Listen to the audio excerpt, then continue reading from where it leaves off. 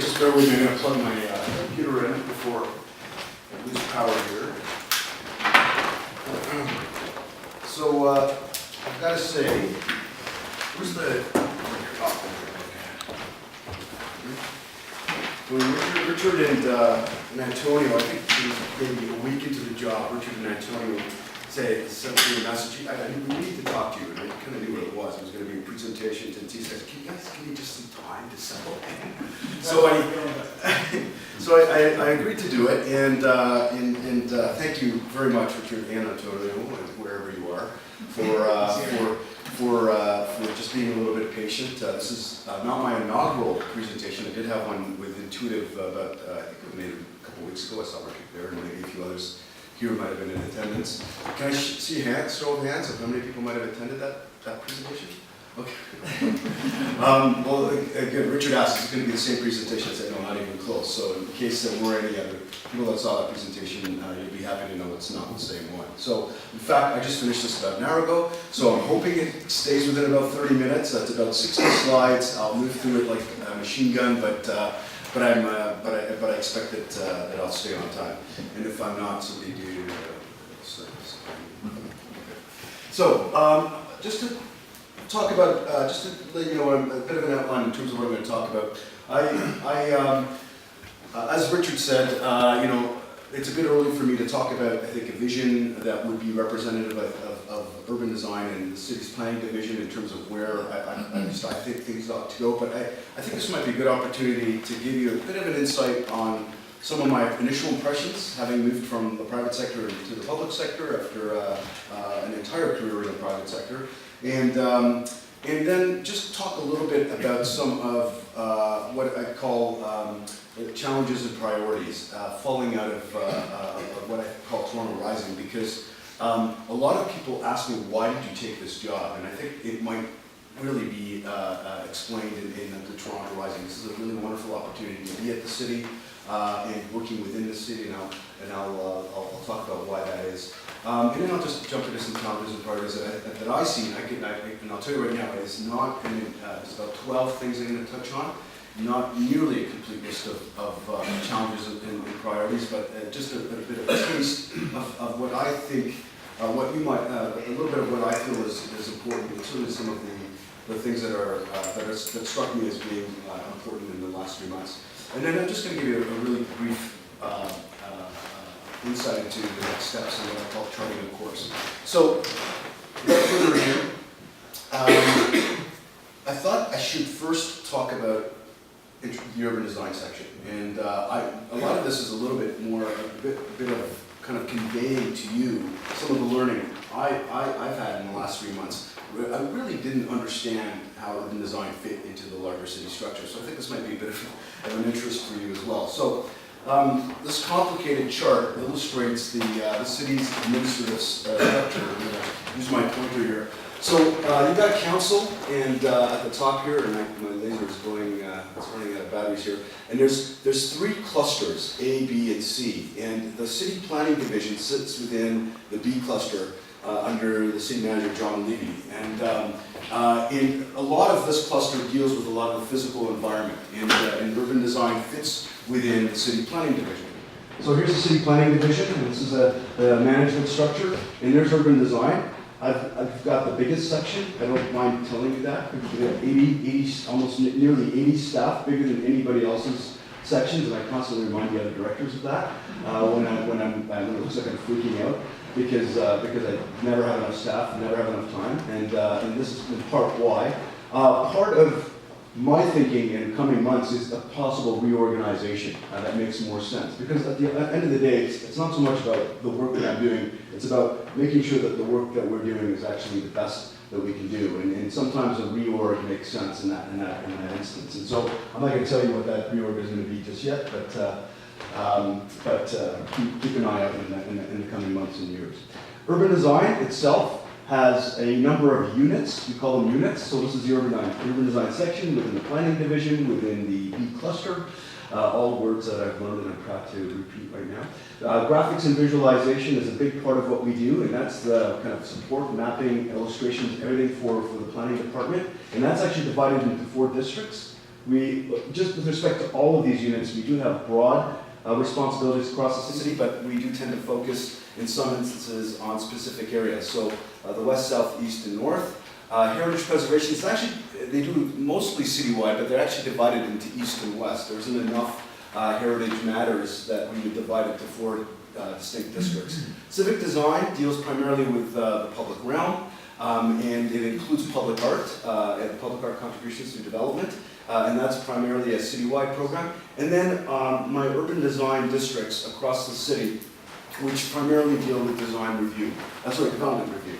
So that's the makeup of the and composition of the urban design section. In case you didn't already know, because it was a big aha moment for me. One of the things I do want to point out at this point is that you might have heard of a public realm unit. The public realm unit, which seems to make sense as something that would fall within the preview of urban design, is actually not within even the planning division. It's within the transportation division. And the public realm unit, as some people call it, is the virus infecting the host kind of a strategy, where there's urban design input happening in the transportation division. Some people think it's a rogue urban design section. I actually think there's some validity to being in the transportation division, and I think that there are, in small incremental ways, changes happening and changes that are afoot as a result of the public realm unit. So I'll talk a little bit more about that later. So that gives you a bit of an overview of the section, the urban design section. So I just want to give you a bit of my first impressions and observations for the first 3 months that I've been at the city. I'll be honest with you, the job has not been easy thus far. It's not been a walk in the park. It's been a big culture shift for me, coming from the private sector. New systems to adjust to, protocols, processes. There's an extraordinary number of active projects that I don't have a tremendous amount of involvement in, but in some form or another I've got to know about. So in the private sector, you typically would have maybe 20 to 25 projects that you're overseeing. Literally, there are hundreds of projects that I am accountable for in the context of the urban design and the urban design division.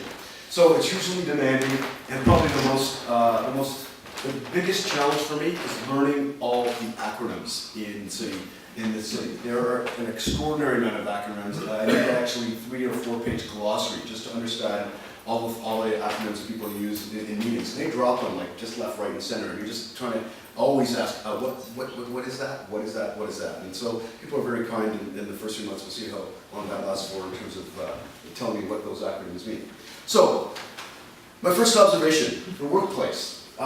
This is an interesting cartoon that was used for I think it was in the Globe and Mail. And of course, with this administration, it's been a very colorful a couple of years. And I have to say, one of the most interesting observations I've made at City Hall is I actually have no clue what's going on the second floor most often.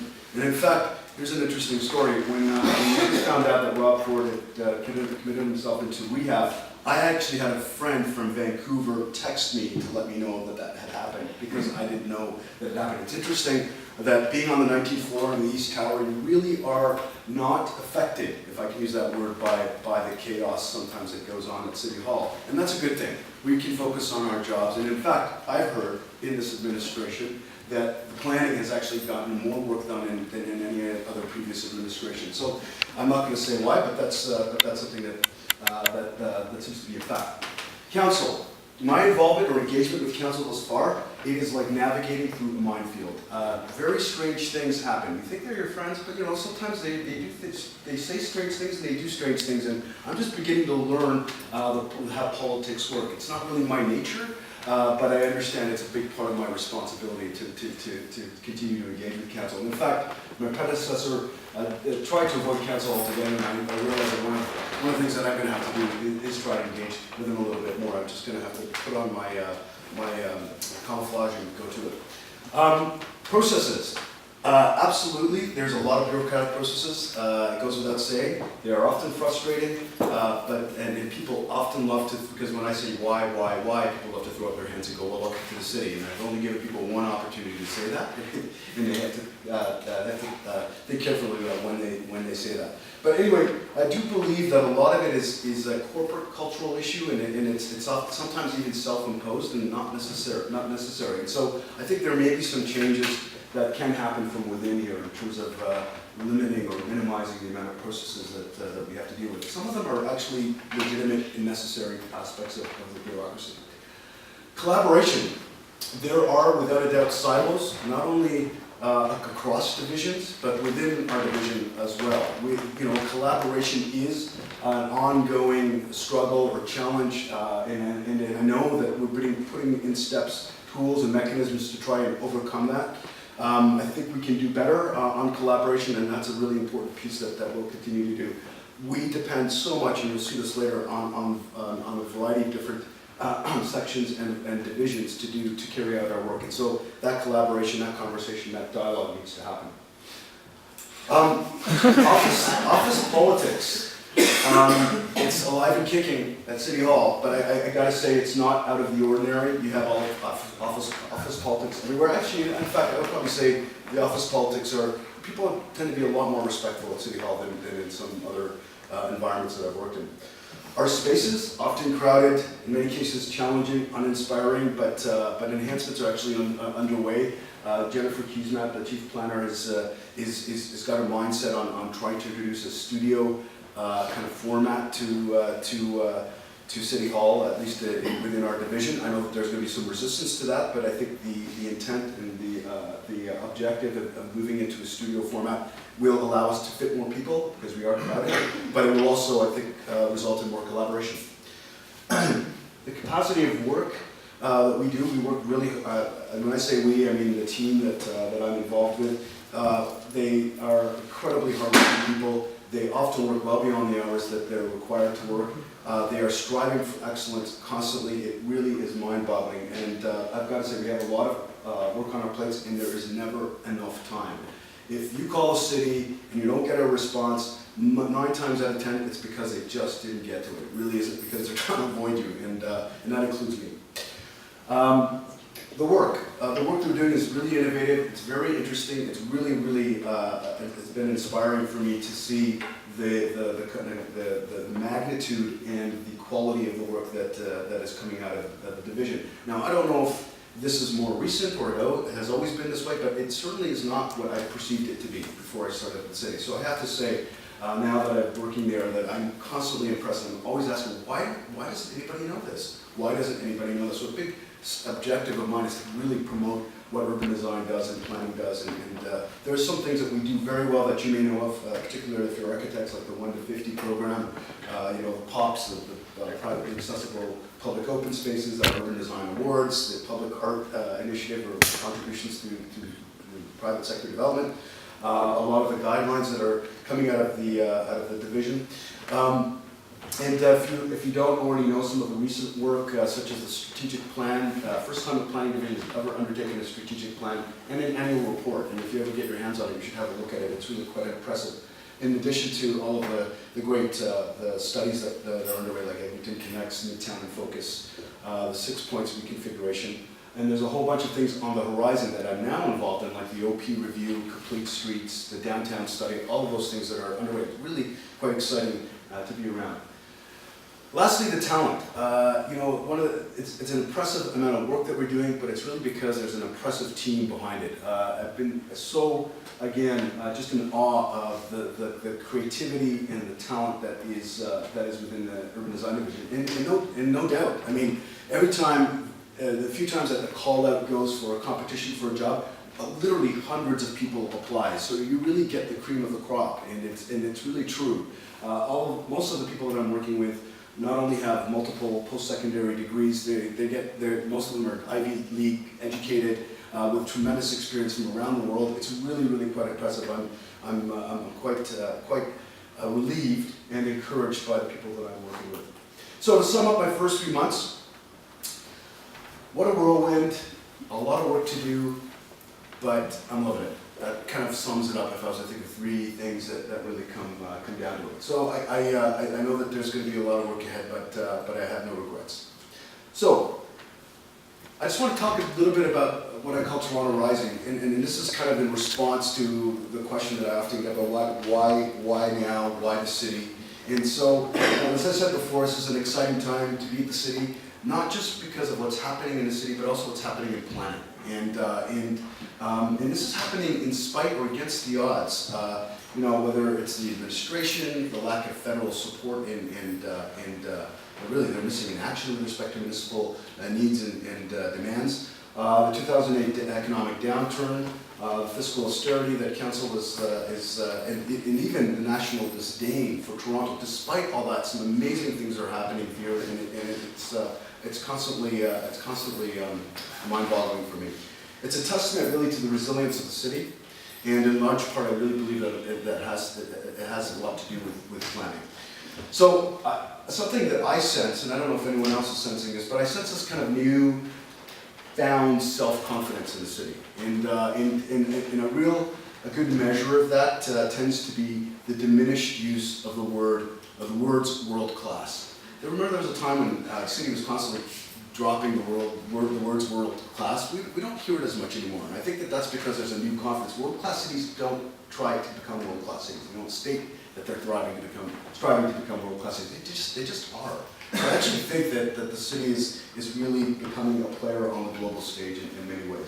So just some quick statistics. Thanks a lot to my team, of course, who helped me with this. Just recently we moved into the fourth largest city. We've become the fourth largest city, surpassing Chicago in North America. Just again, with respect to the fact that we are a boom town.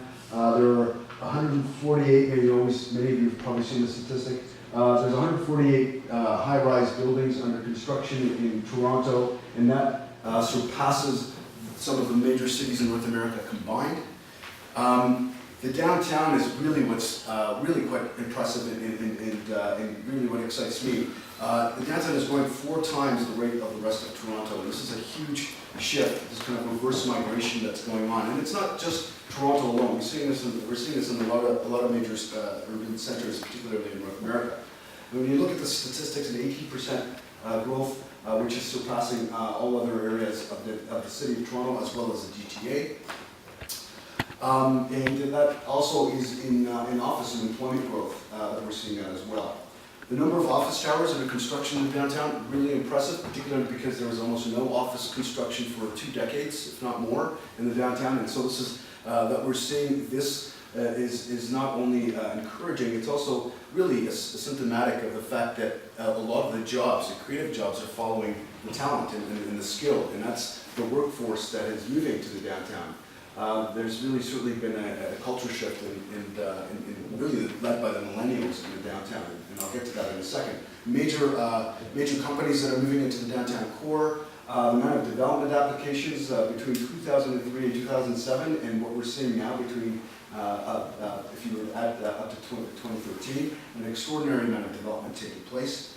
As I mentioned before, there's this culture shift. Really that's driving a lot of this downtown growth. The 16 to 34-year-olds, they are a unique component of the demographic. They have a very different mindset about urbanism, how they get about the culture, and they even have quite a remarkable design sensibility. And I think that's why you're seeing a certain market drive for a different kind of architectural response.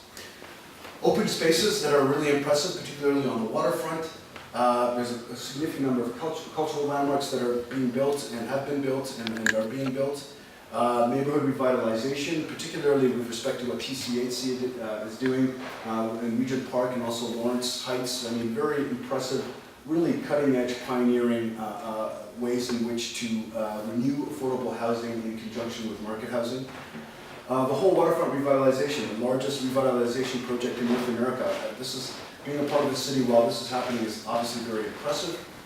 Public art, and just last year alone, 12.5 million negotiated in public arts in conjunction with private development. And you don't have to go very far in the downtown to bump into some of these installations. Most, if not all of them, have been negotiated by really my team in the urban design department. The design review panel in 2013, we reviewed 37 major projects in these particular areas of the city. Another thing, I know this is debatable in terms of of where, how, and when transit infrastructure is taking place. It is an ongoing debate, and it's frustrating for sure, but nevertheless, that we have significant transit investment going on in the city is a remarkable thing altogether, given that we have so much catching up to do.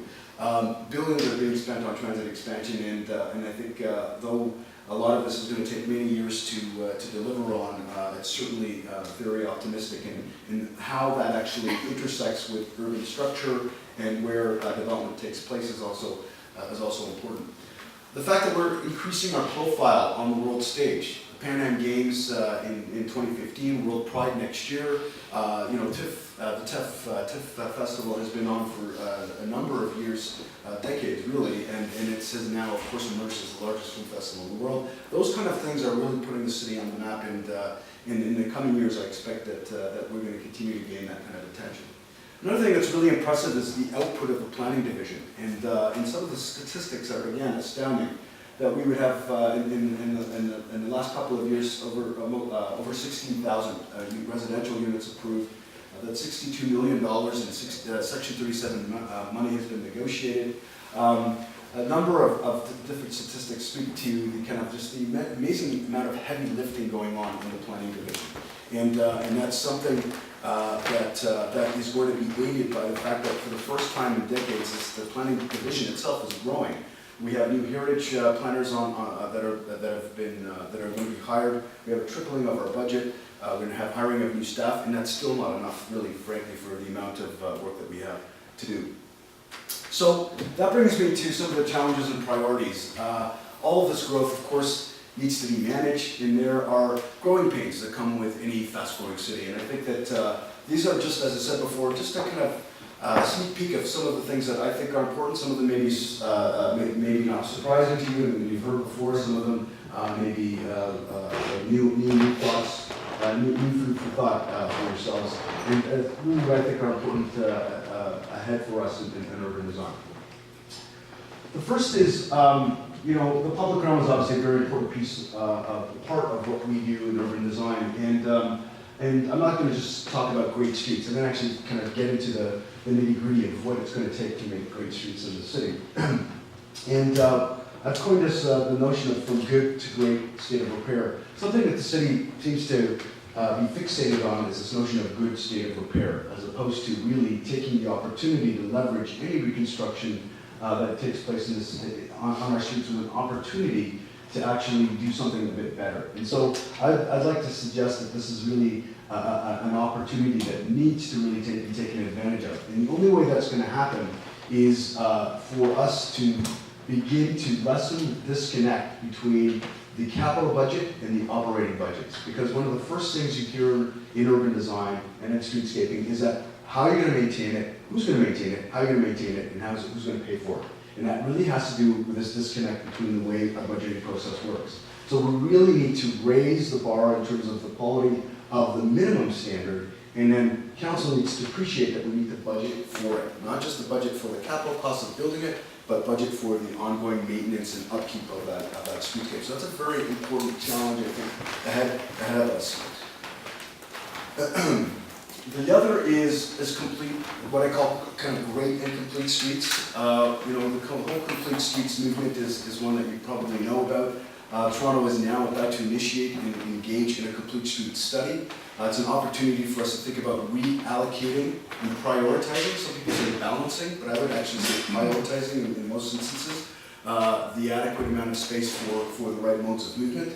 As you know, there's a finite amount of right-of-way, and within that there's many competing interests. And so, again, I really believe that the opportunity for us where we are coordinating amongst, just so you know, transportation and planning are actually partnering on this initiative, which is a great thing because it means ultimately that we will be all singing off the same song sheet.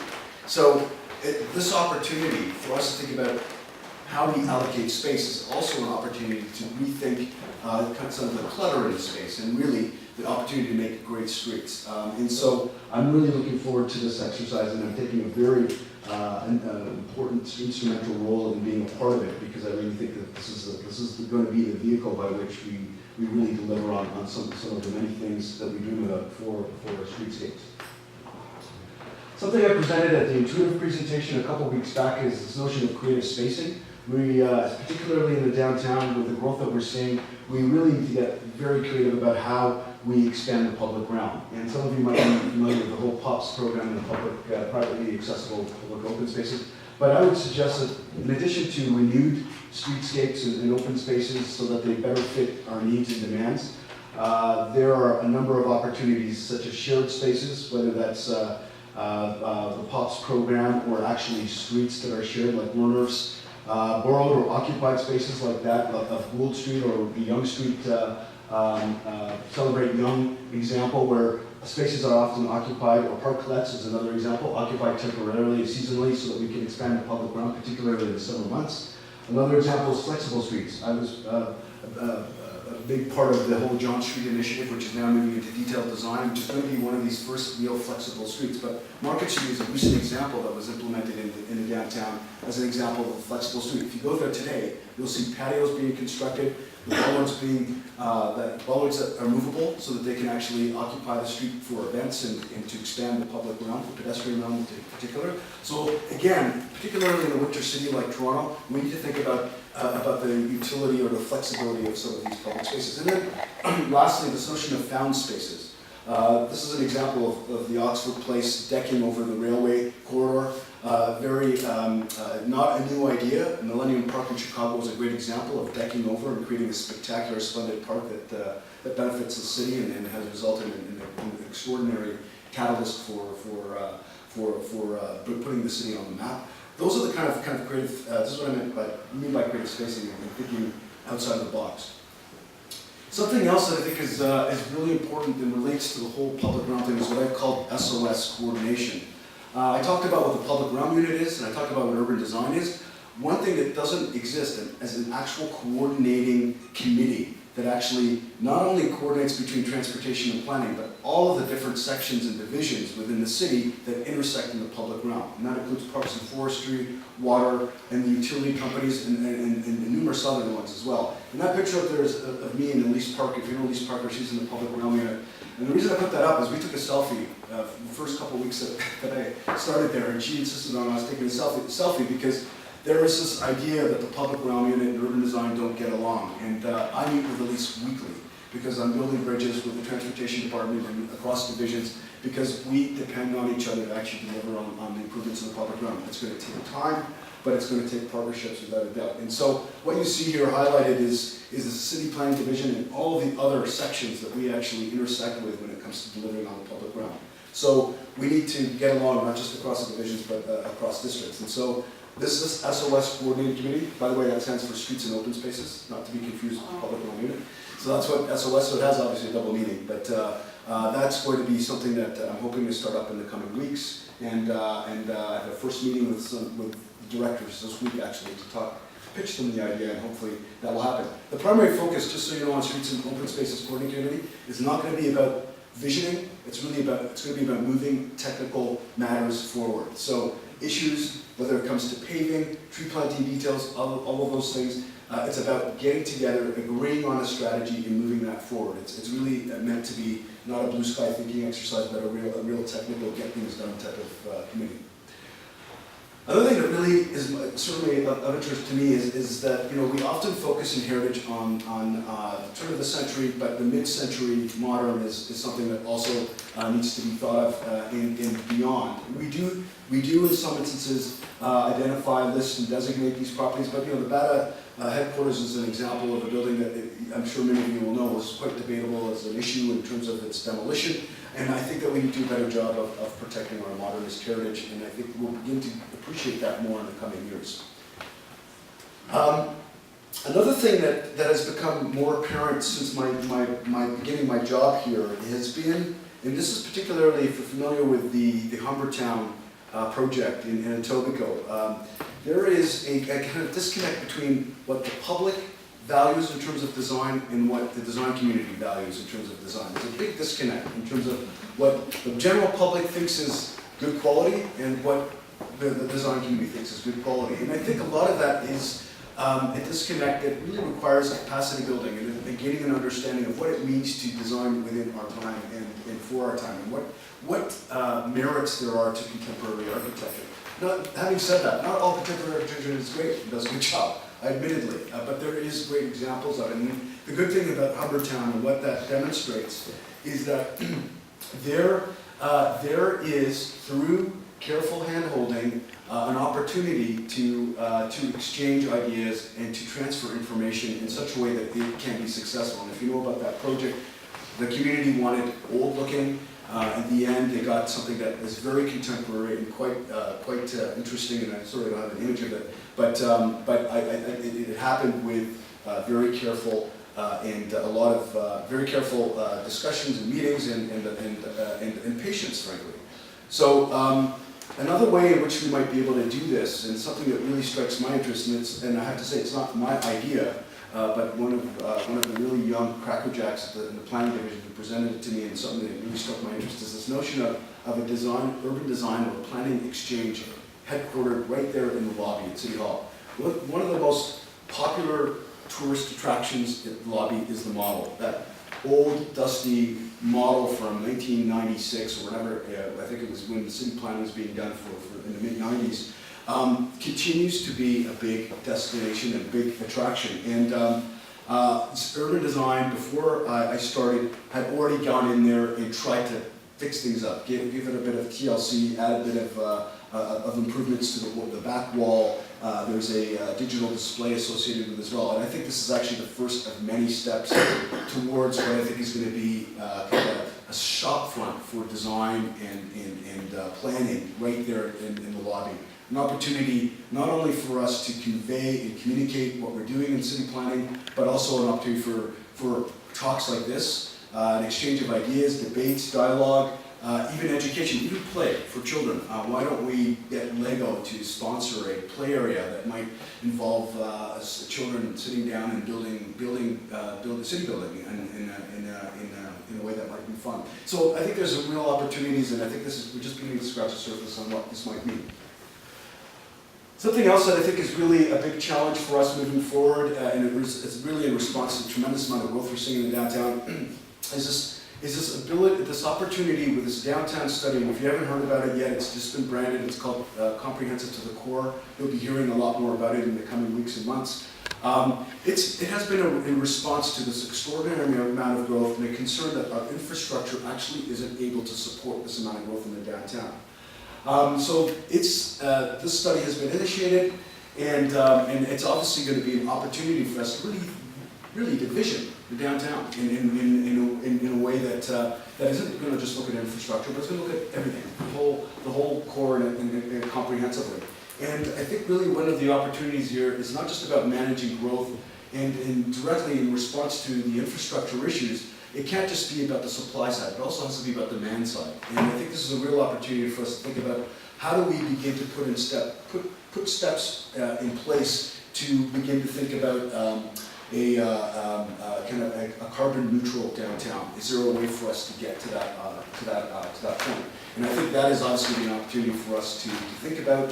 If we're going to accommodate density in the coming years and decades, we have to think about the demand side of things and how we become more energy efficient in our designs, how we think about stormwater management, air qualities, all of those things becomes very important. So it's really about enabling the density in many ways.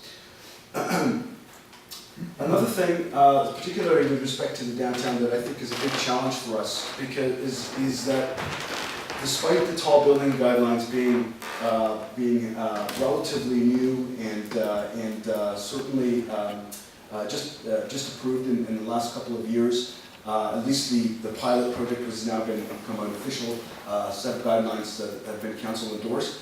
I don't know that the guidelines have ever anticipated the scale and the height of buildings that are actually beginning to be proposed in the downtown. We are talking an extraordinary number of buildings over 50 stories, and what I'm calling super tall.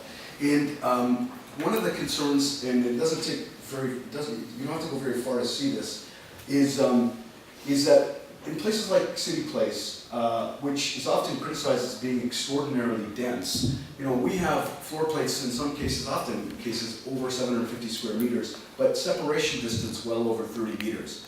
The guidelines talk about separation distances of 25 meters, and what I'm beginning to get concerned about is that this is actually what it's resulting in. And so here you have slightly over 750 square meters, and in these cases, separation distances of over 25 meters, which is what the guidelines recommend. And if you were to imagine this replicated on a block-by-block basis across the downtown, I don't know that this is actually what we intend in terms of built form outcomes in the downtown. So I think that we need to think about a more sophisticated approach to tall buildings. And I think that simply having a separation distance and a mass and a floor plate size isn't enough. We need to think about the correlation between massing, height, and separation distance, as well as the configuration of proportions of buildings. When we talk about point towers have as equal sides as possible, but that's not what we're seeing necessarily resulting. And when we have super tall buildings, an argument is often being made that the massing has to be larger. Well, if the massing has to be larger, the distances have to be greater. Those are the kind of conversations that we need to be having about tall buildings, and I'm not sure that those are really being had enough.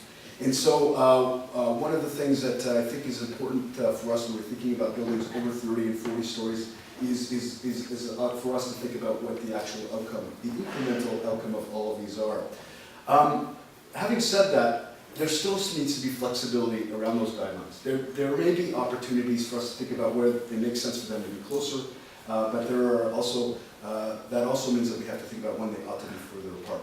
Now, Toronto isn't the only city that's dealing with super tall buildings. New York, and if you've seen the recent Vanity Fair article that was, I think, last month in May 2014, they talk about this notion of super tall, super thin, and the implications and shadow impacts on Central Park. And I need to add, one of the big issues for us is wind in the downtown.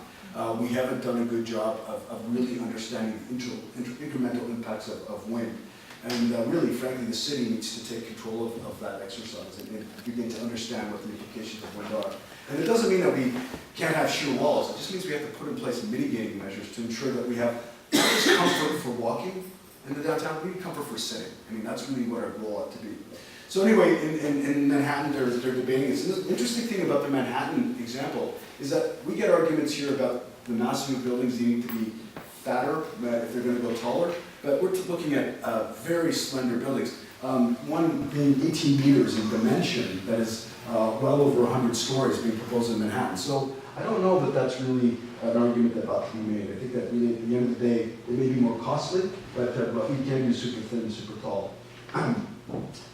Another thing that is of kind of interest for me is because Toronto has never been very deliberate about its skyline, is that we have a pretty recognizable profile, at least in 1984 we did, with the CN Tower and this kind of peak and ridge kind of approach to the downtown. And it wasn't very deliberate, it wasn't really planned out that way, it was really very much accidental. Bay and Bloor being the kind of peak of height representing the financial district. And it was a very distinct, very recognizable profile and skyline. Almost everyone knows the Toronto skyline. It's one of the most recognizable aspects of the city.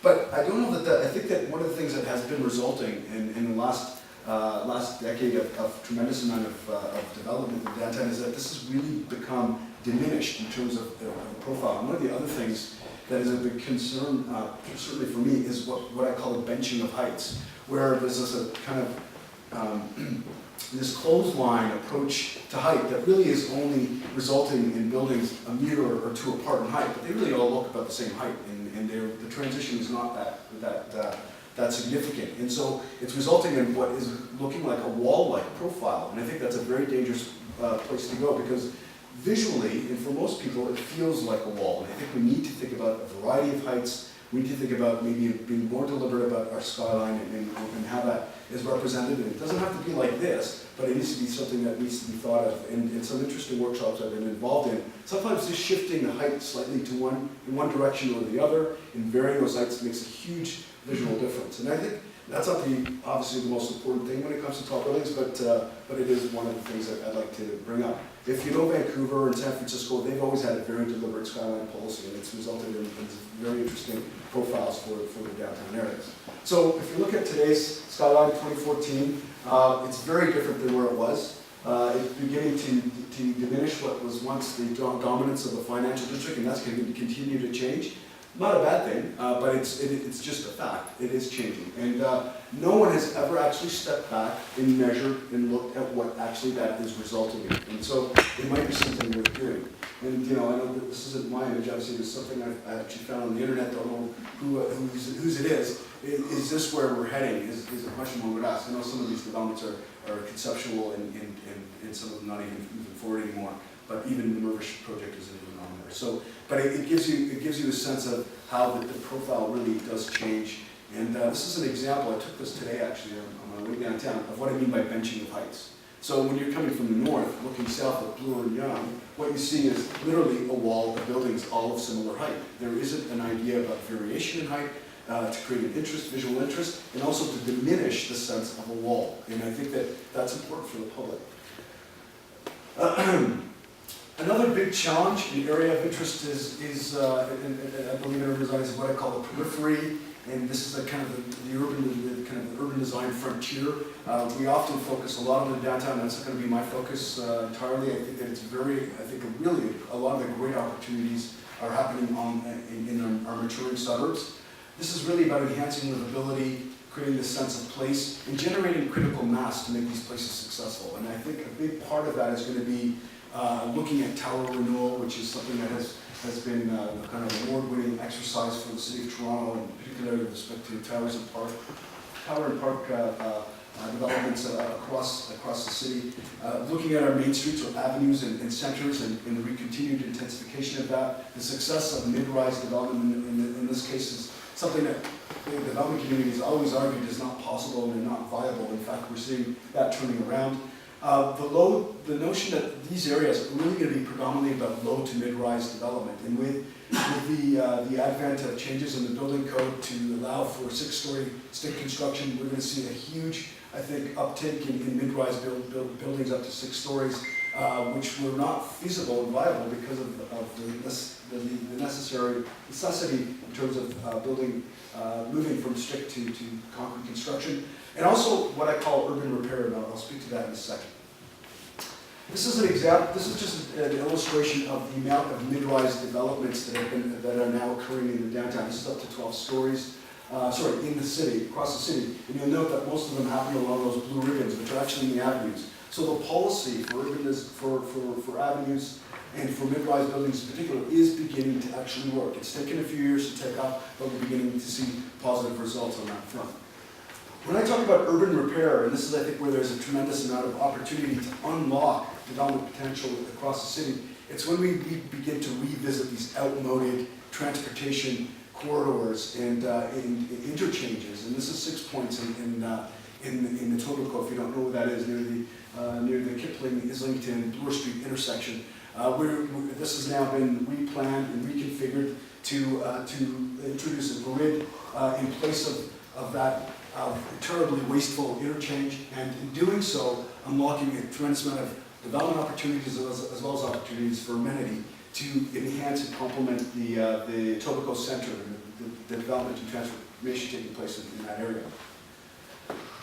Another area that I think is really important for urban design, and I did mention this in the intuitive presentation, and one that I'm going to continue to push, is this notion of metrics. And as urban designers, we have to do a better job of measuring the benefits of investing in the public realm, because there are benefits and there are returns on investment, and we have to do a better job of actually showing those numbers to council in particular. This will help us when it comes to this notion of not only tackling great civic projects, but in terms of moving from good state of repair to better or great state of repair in general. The benefits of investing in better maintenance and operating budgets for our streetscapes. And this is just an example on Bloor Street as an outcome of the Bloor Street transformation, where they've introduced granite sidewalks, tremendous amount of landscaping, London plane trees, really a transformation of Bloor Street that was incredibly successful, entirely initiated by the business improvement area. The city's only involvement was to loan money they weren't going to lend them, they weren't going to actually contribute $1 to this project. They did see that there was tremendous benefits of doing so. But just as a result of that, we have seen a $20 million, for the $20 million investment, and this is me consulting with the BIA, we've seen a 200% increase in retail lease rates, and 10 to 15% increase in retail sales, and more importantly for the city, an incremental $10 million annually a year increase in property values, in property taxes as a result of the increase in property values. So for a $20 million investment over 2 years, over the last 2 years, the city would have gotten its money back just on the return on investment. So we need to do a better job of illustrating why it's worthwhile in some instances to spend the money on the public realm. Lastly,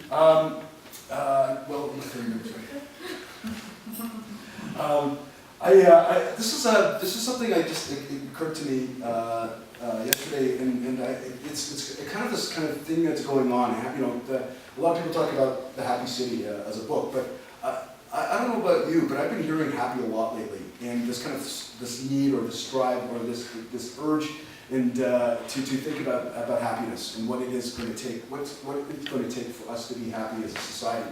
So there's this interesting convergence going on between pop culture and urbanism, and I just got 2 quotes, one from Pharrell Williams and that Happy Song, of course, which is I'm sure you've heard many times over again.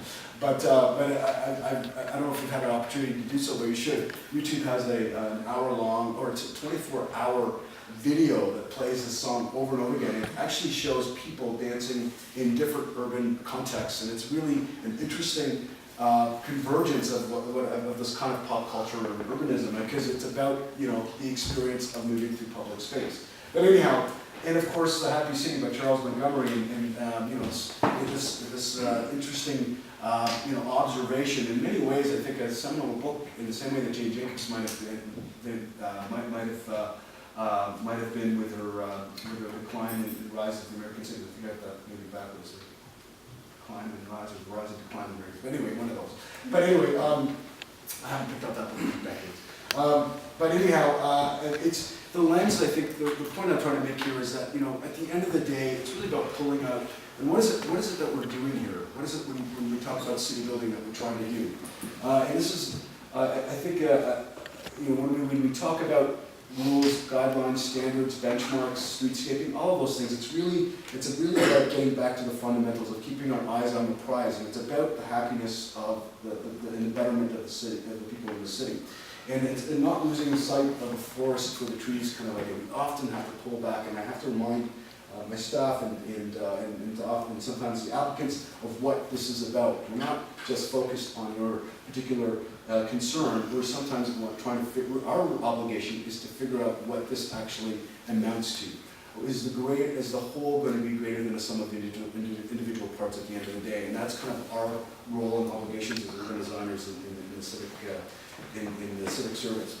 So health, light, privacy, pleasure, excitement, beauty, all of those things are important things, and I don't think they're concepts that we should ignore. So anyway, I think that this is an idea I'm still trying to think of and trying to figure out, but anyway, it's one that I wanted to kind of end my challenges and priorities with. So that wasn't a complete list, but it's just, I guess, an insight into what I feel is important.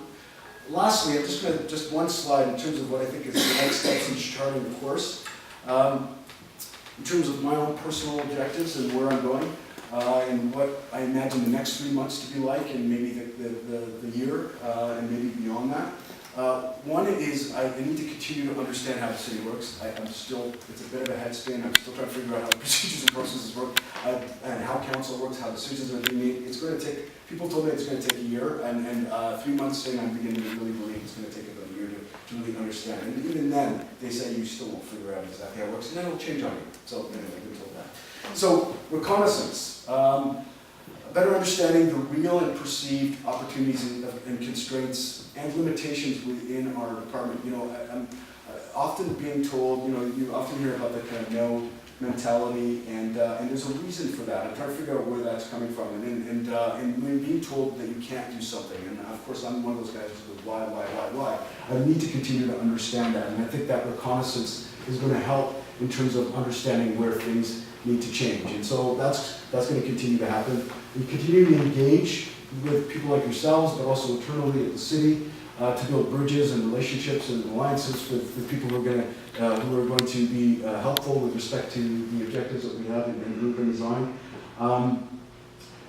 Building relationships, which relates, of course, to the notion of engagement, and then promoting. I talked about us not tuning our own horns very well in planning division. I think that that's something that I'm doing here today with you, but also continuing to accept opportunities to speak, and also other opportunities, whether it be publication or through the web or Twitter, ways to continue to promote the good job that we're doing in city planning and urban design.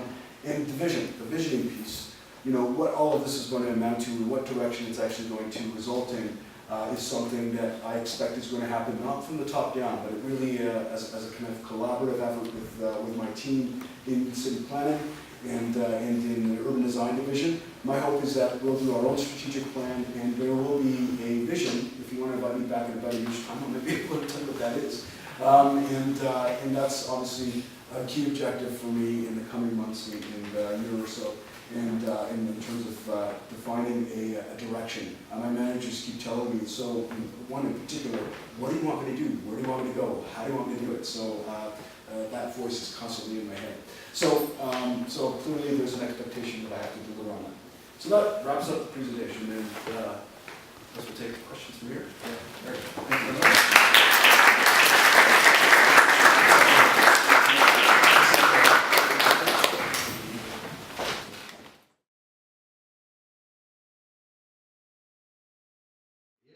Generally a room full of architects. You talked a bit about sustainability, you talked about outreach and collaboration, you talked about public space. You didn't talk that much about buildings. So in my observation of what you perceive your job to be, there was a bit of a duality, a dual role of public space and building. So maybe you could expand a bit more on what your passion really is in terms of, is it public space? Like, is that what you're going to try and improve, or is it buildings, or how do those two come together?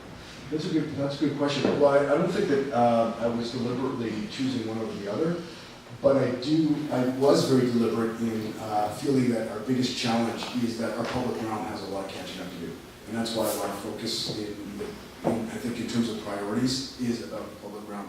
There have been billions and billions of dollars in public-private investment in the city, and our investment in our public realm is far lacking.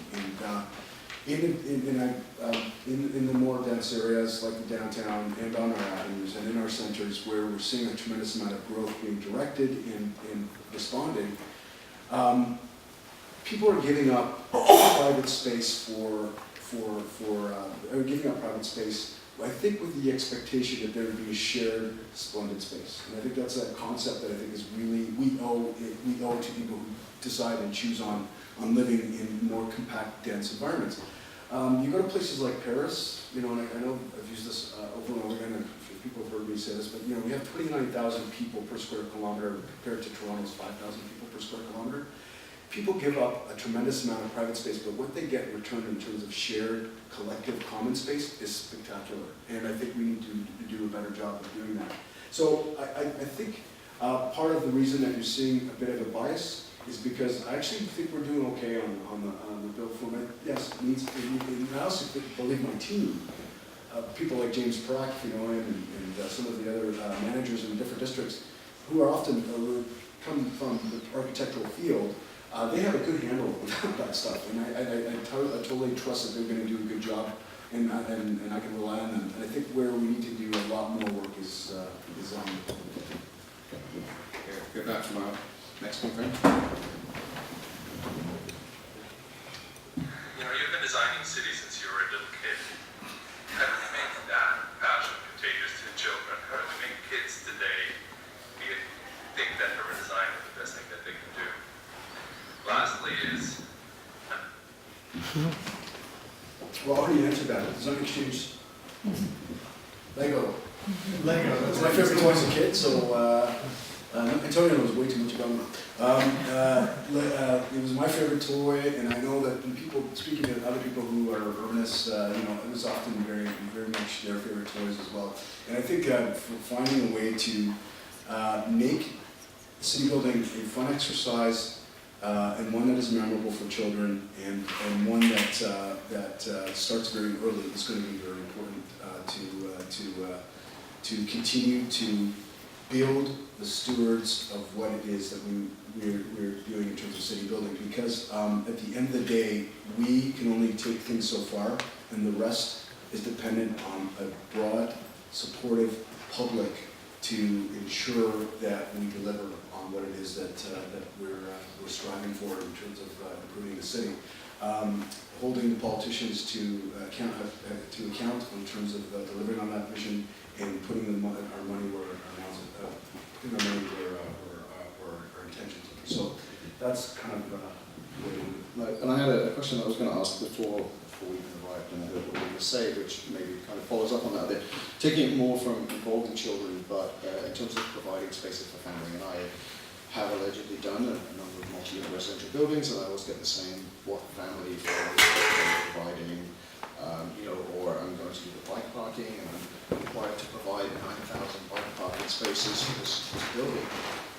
And that's great, but I'm interested in the public realm kind of discussion.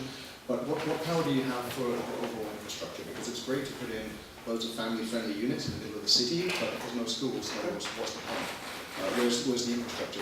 It's great to have 9,000 bike parking spaces, but if you don't have a bike lane or enough street width for all those bikes to move in and out, how is that going to work? So I'm a bit curious about what possibilities you have to influence those decisions. Your position of influence, while not necessarily being mandated to say where schools go, where. The whole comprehensive to the core study is actually going to be looking at that. Whether we like it or not, there's a baby boom going on in downtown, and it hasn't been by design. It has been simply by circumstance. I live in a building that was not designed, as you know, because you designed it, for families, but I would say there's about 2 kids per floor on average in my building. They're lofts, and they happen to only when I think, in most cases, when it gets to the second kid or the kid starts to get older, they seriously start to look for other places. But the fact is, they're not looking for places in the burbs. They are looking to try and find, they're searching for sometimes years to try and find an affordable space to raise their family in the downtown core.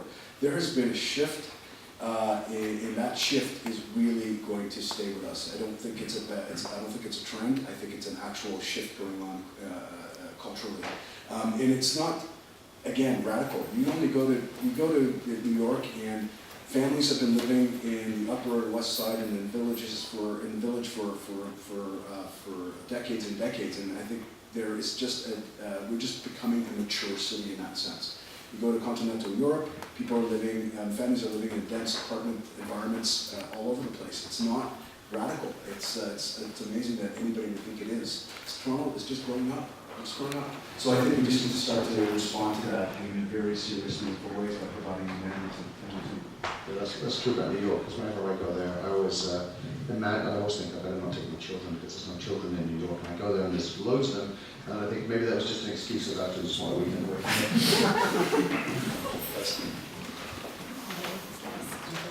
Another one of your passions is music. Has this actually inspired and influenced your urban design? I look forward to hearing about your responses and extending this conversation. We got a tattoo of a guitar. Yeah. Antonio, actually, my second passion is the second passion that was never came to fruition is being a DJ. But I do love music, but I'm not going to answer the question. I'm actually going to say that what Antonio just reminded me of is the importance of this work-life balance. And one thing that I haven't done in the last few months is actually enjoy my hobby, and that's something I need to get back to. So I need to carve out. It's not time for a holiday yet. I just started. All I'm saying is that I have worked every single weekend that Monday, Saturday, and Sunday since I started. It's been that intense of a work experience, and I thought the private sector was tough. So I'm gonna burn out unless I make sure I have a little bit of fun in my life. And so, I think this is the message for everybody. You can only, it's a passion, and I love it, and it feels like play, not work. But I have to have other interests and hobbies. So I'm gonna get back to it. Well, I'm glad you're working weekends because I guess we're the ones paying your bills, so value for money. So you're getting value for your money. So I guess now we've got just about 10 minutes left, so I would like to invite any other questions that people may have. A gentleman in the blue shirt. I need the microphone. Yeah. Tell that lady the space. My name is Steve Harbour. I'm a retired architect, so I'm able to express myself rather freely at times.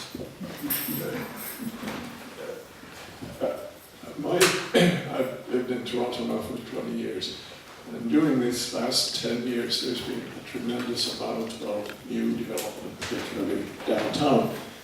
And I think the planning department has just been absolutely swamped, and that's probably one of the reasons why the public realm that now hopefully you can push and pay more attention to, it may be possible to get that emphasis back.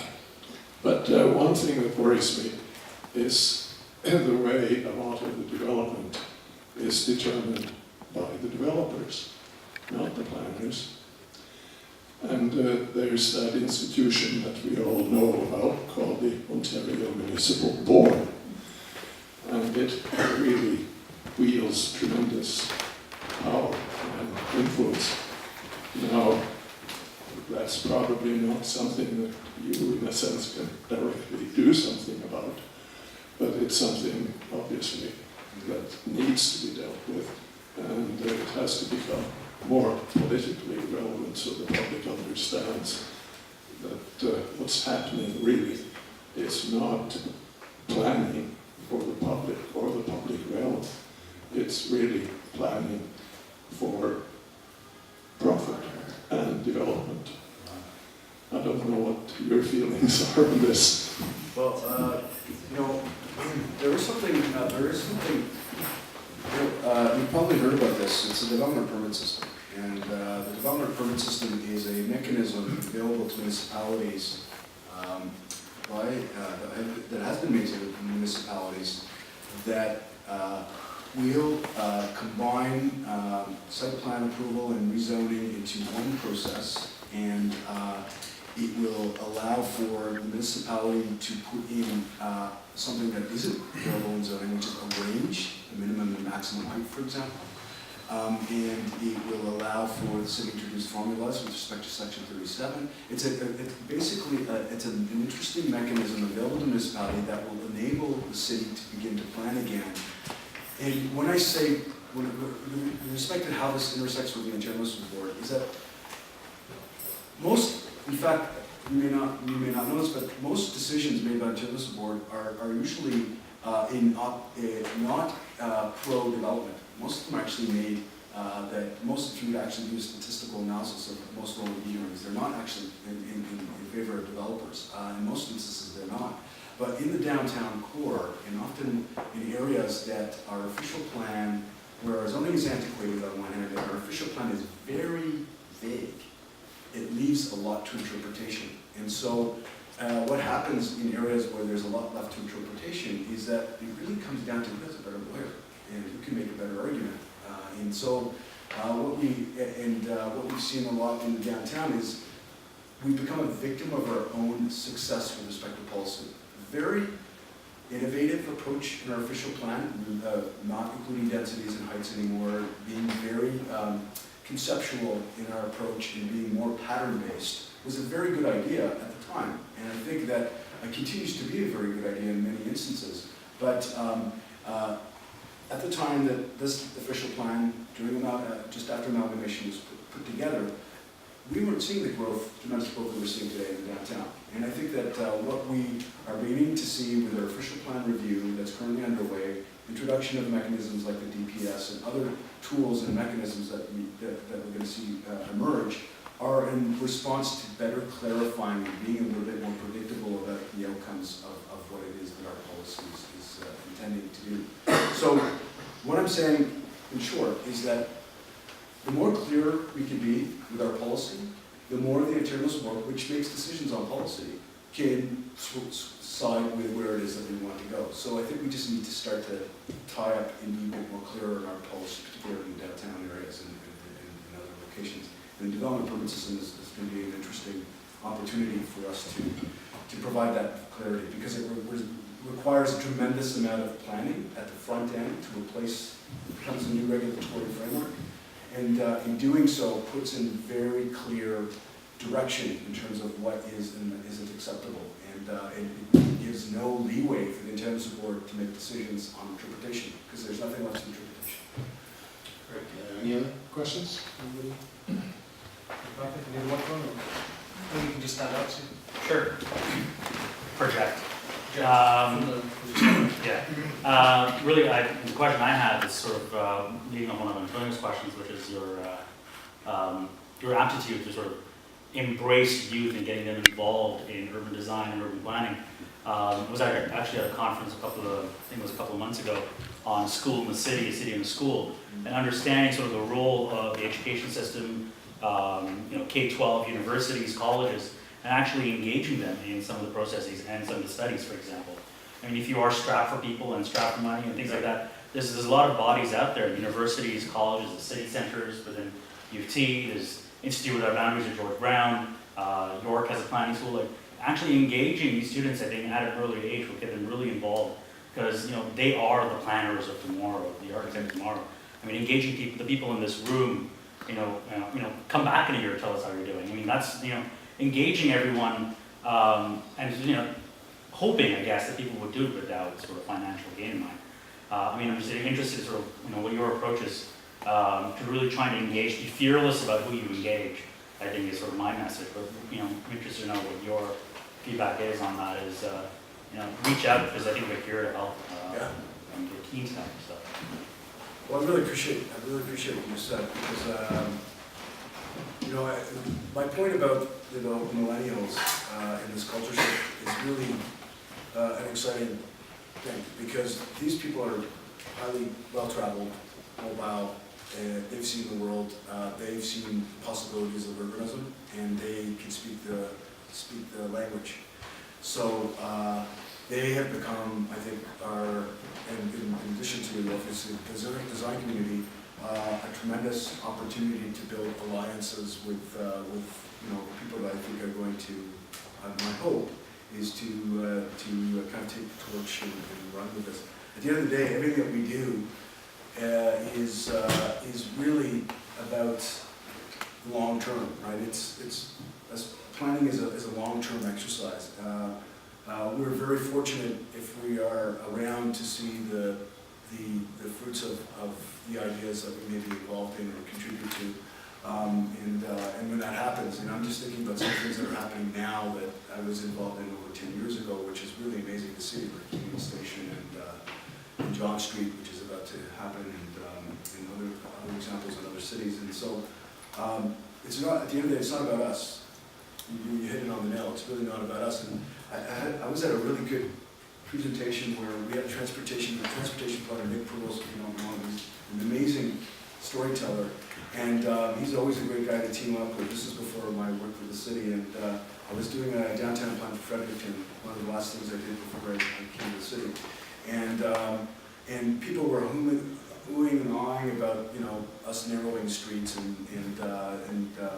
we're not talking, we're talking taking streets down to a reasonable width, nothing like the radical moves that we're seeing in other cities, but you just said it's not about you. You stood up and said it's not about you. You pointed at somebody holding a child said it's about her, and and it really is this example of pulling back and looking at the big picture, and what is it that we're doing? We're going to be sometimes inconvenienced and with by a couple minutes en route to get home one day, but at the end of the day, it's in the best interest of a sustainable, livable environment. If this is in the best interest of our children's well-being, then that's what we have to do. It's going to be hard decisions we have to make now for the future. And so, all this to say that, yes, we need to, I don't expect that this conversation is going to stop. And I hope that it will continue to be an ongoing conversation and involving younger people. And actually, I don't think we have to even try. They're coming out to meetings. They're engaged, often on sometimes radical matters, but or bike lanes and things like that. But I think that they're a great resource to tap into when needed, for sure. Great, so we just have time for one more question, if anybody? So I just wanted a quick question in regards to public art and how that fits in the future of the city. Do you feel in public art that we have a lot of catching up to do as well? Especially in Yes. integrated ideas and structured space and form.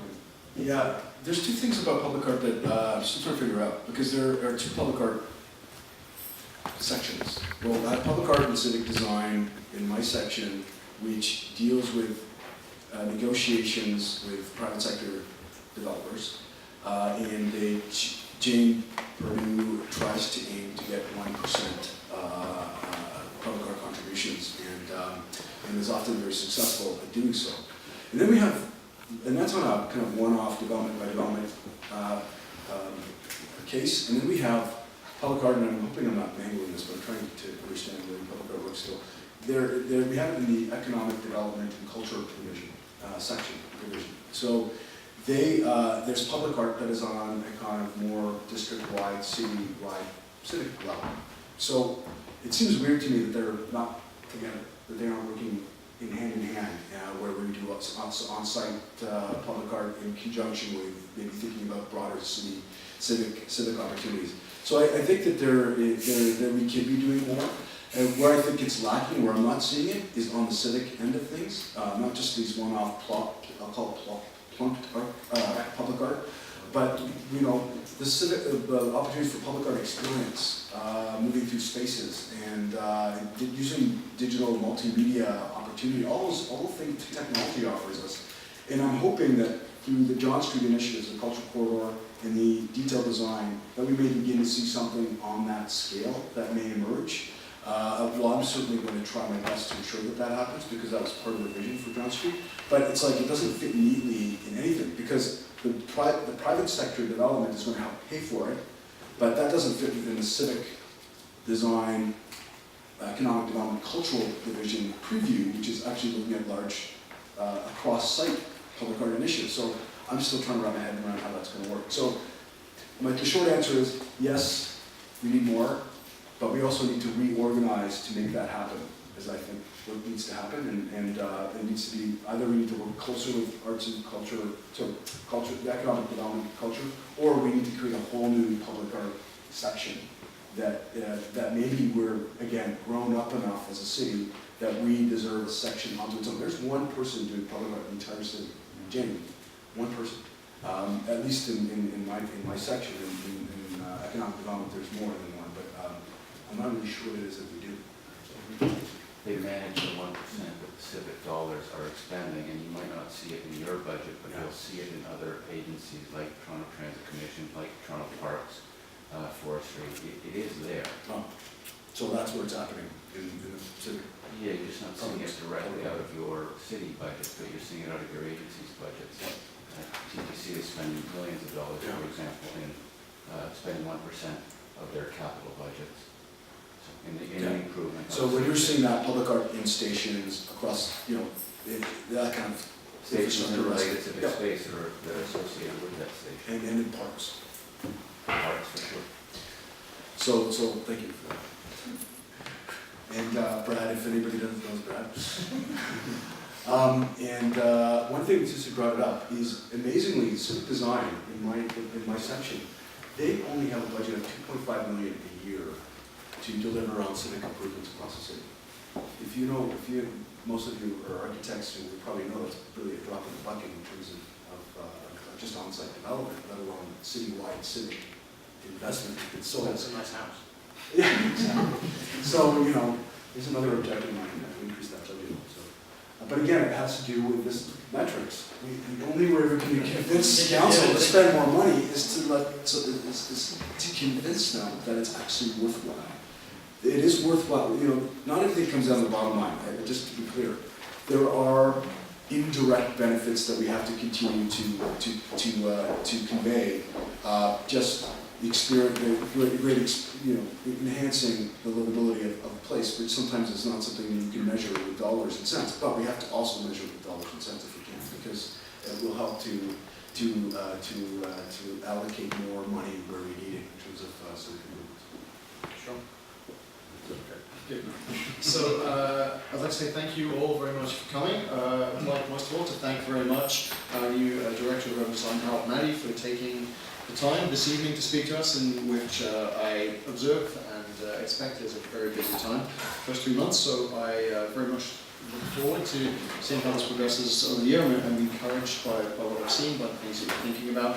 I know you've got a lot of work to do, so we won't keep you too much longer. You better get back to spending our money wisely. I would also like to thank LRI, Lieber Rubisch, LRI, who are our Forum Series sponsors. So thank you very much for providing us with the funding to put this together, and to Maria and the rest of the TSA team who also put this together. Hope to see you very soon at our event.